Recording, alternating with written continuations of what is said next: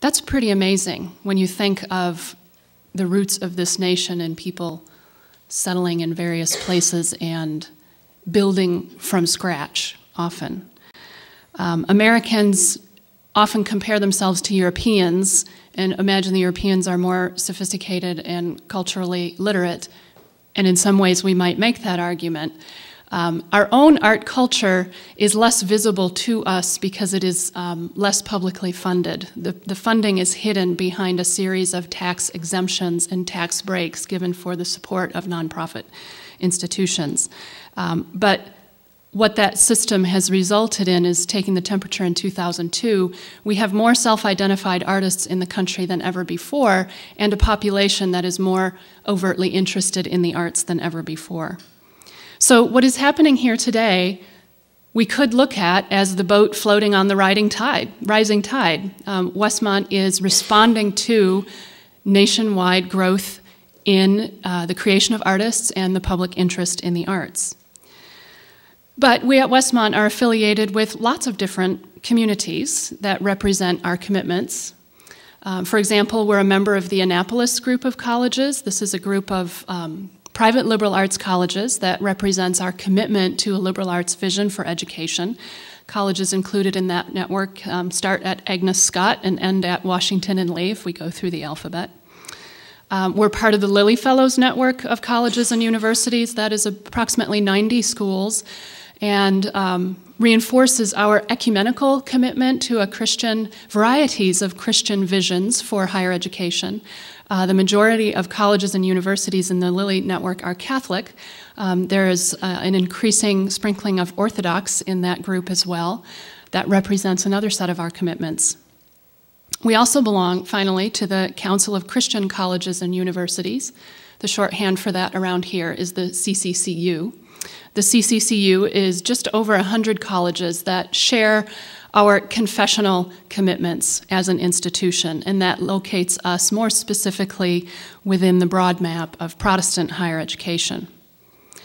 So on the one hand, we could see what is happening here today, culmination of 25 years of leadership and hard work, as in keeping with what's happening in the nation as a whole. But that would be part of the story. So I'm going to give you a couple of sociological facts. And these come from Robert Wuthnow, who's a sociologist at Princeton, and Mark Chavez, who works at Duke.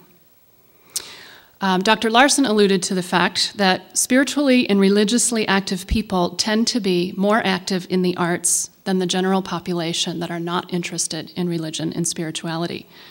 And this underscores the point that Dr. Larson made, that exhibitions that provide spaces for spiritual and transcendent experiences are craved by the public, especially those who are working at that nexus of faith and artistic creativity.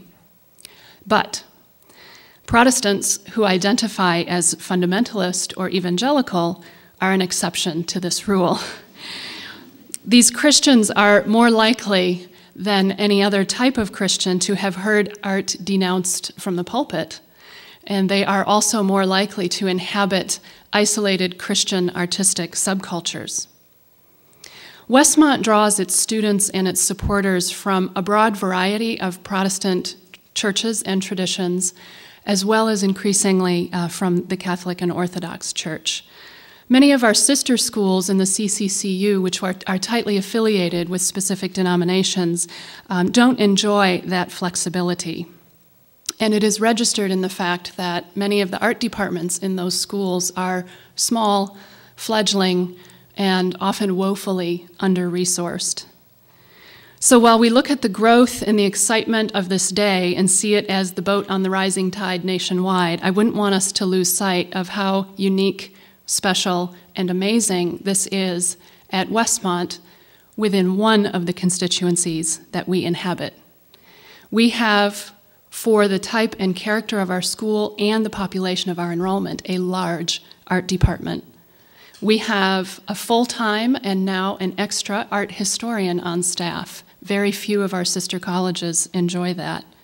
We have a gallery with a quarter century of history, and now we have a full-time dedicated gallery director.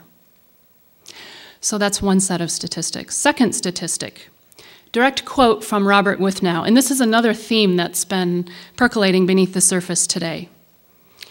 Artistic interest is embedded in social relationships. The largest factor, overwhelmingly largest factor, like 30 points beyond any other factor, in predisposing someone to an interest in the arts is having a friend or a relative who is an artist.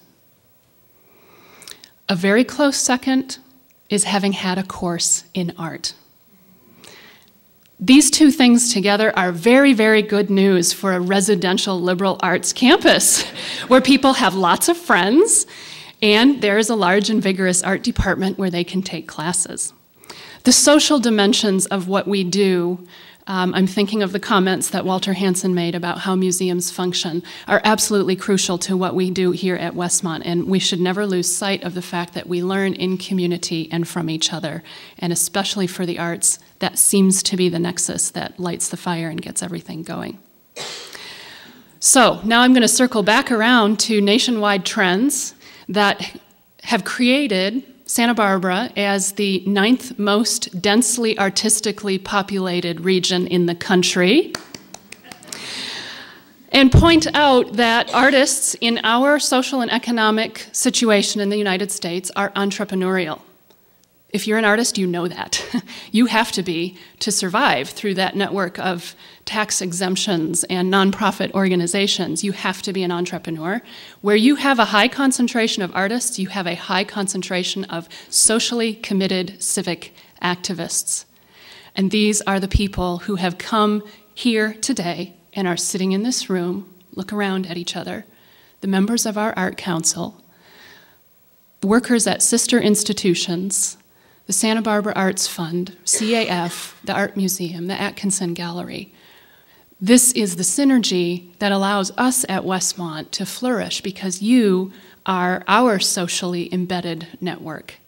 So I'll just turn this all around in a great collect of thanksgiving. I'm thankful for the momentum in the past that has brought us to this day and the hard work of so many, and especially Tony Askew. I'm thankful for patrons and donors who have worked with that momentum to bring us to this moment where we have such potential to do something special. I'm thankful for the addition of an amazing and talented and insightful new colleague, Dr. Larson. And we can turn the lights up and give a round of thanks. Thank you so much.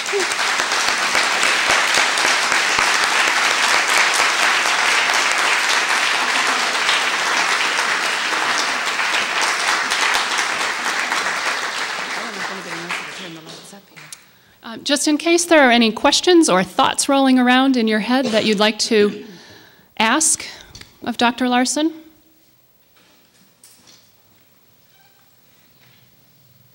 You must have been pretty thorough. Very thorough.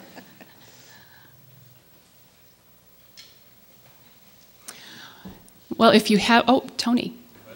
Almost got away with it. Dr. Larson, I'm overwhelmed, and I just can't thank you enough for your presentation, for your vision.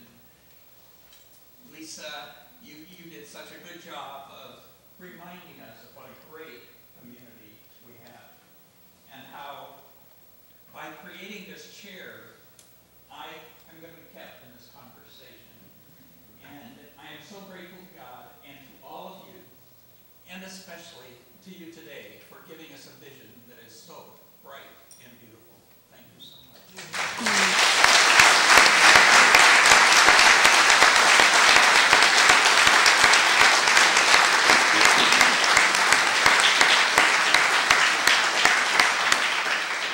Well, and to all of you, I say, come back in 2011 when we open the doors and see what we've done. So thank you. I think we should. Yeah. If you have any questions, you can ask them privately, and we'll allow you to mingle and converse and enjoy each other's company. Thank you.